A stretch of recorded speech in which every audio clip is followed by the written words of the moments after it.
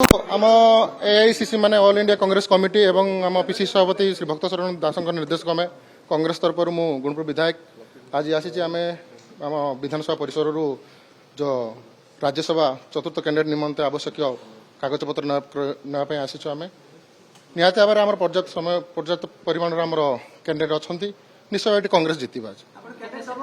हाँ निहाती भाव देव निहाती देवा लगी तो आम फोन पर आसीचु आज निहत एआईसीसी स्ट्राटेजी कर सारी भक्त दास स्ट्राटेजी कर सारी तो निहत भाव में आम कैंडिडेट दौचु और कांग्रेस जीतव सेटा अलरेडी एआईसी स्ट्राटेजी कर भक्त दास भी स्ट्राटेजी कर आलोचना चलती तीन सेट नहीं आम